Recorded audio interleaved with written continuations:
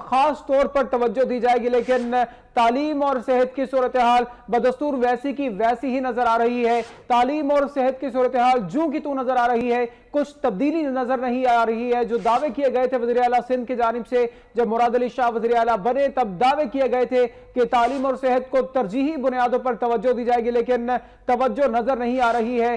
तालीम की हालत ज़ार बरकरार है और खैरपुर का स्कूल भूत बंगले का मंजर पेश कर रहा है। ये मनाजिर भी आप टेलीविजन स्क्रीन पर मुलाहिजा कर सकते हैं। स्कूल की मखदूश इमारत बड़े सानहे को दावत दे रही है और स्कूल की हालत ज़ार को देखकर बच्चे भी परेशान हैं, बच्चों के वालिदैन भी परेशान हैं और साथ ही साथ आपको ये भी बताएं कि यहाँ पर असातिज़ा की भी किल्लत है। वकार हुसैन मंगी हमारे साथ मौजूद हैं, उनसे मजीद बात करेंगे। वकार, बड़े दावे किए गए थे नए वज़ीर आला सिंध की जानिब से कि तालीम को तरजीही बुनियादों पर एड्रेस किया जाएगा और तालीम की हालत बेहतर की जाएगी, लेकिन कुछ इकदाम नहीं किए गए खैरपुर में।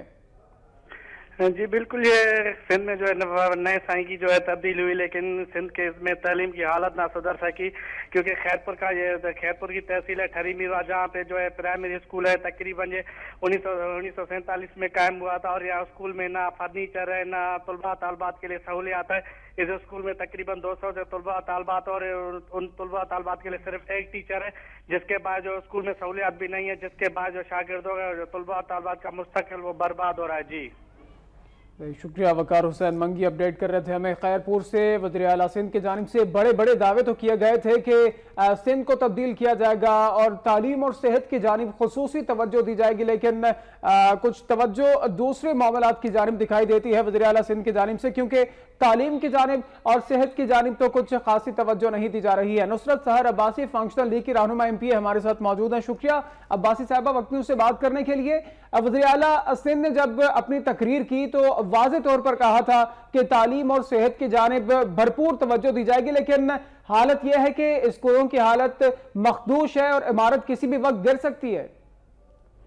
थैंक यू सो मच जी। बिल्कुल आपने कहा, ये जो खास जुमला है कि तालीम और सेहत पर भरपूर तवज्जो दी जाएगी, ये एक स्लोगन सा बन गया है इन सियासतदानों का, खास तौर पर पीपुल्स पार्टी के हवाले से अगर आप बात करेंगे ना तो ये सिर्फ इतना तो कहेंगे, लेकिन इसके बाद आगे बात नहीं बढ़ती। और जब आप जाकर अपने तालीम का मयार देखेंगे तो दूसरे 3 सूबों से उसको कंपेयर करेंगे तो आपका सर जो है वो शर्मिंदगी से झुक जाता है। जिस हवाले से हमारे सिंध की तालीम का मयार हो चुका है और स्कूलों की हालत है, वो तो पिछले 5 सालों से रोते चीखते चिल्लाते रहे हैं मुख्तलिफ फोरम्स पे भी, असेंबली पे। लेकिन हुआ ये कि वो क्या करते हैं कि सेहत के मिनिस्टर को तालीम दे देते हैं, फिर तालीम के मिनिस्टर को सेहत देते थे, फिर 4 महीने के बाद फिर उनके पोर्टफोलियो। अच्छा अब्बासी साहब, आपकी आवाज बड़ी तवाना है, असेंबली में भी हम आपकी आवाज सुनते हैं, लेकिन आप क्या समझती हैं आखिर वजूहात क्या हैं? दावे किए गए थे तालीम और सेहत की जानिब तवज्जो देने के, लेकिन अगर हम स्कूलों की बात करें तो हालत इंतहाई खस्ता हाल है, दीवारों में दरारें पड़ी हैं। आखिर क्या वजूहात आपके नजदीक हैं कि तवज्जो दूसरे मामलात की जानिब चली जाती है बजाय कि बुनियादी मामलात की तरफ तवज्जो दी जाए?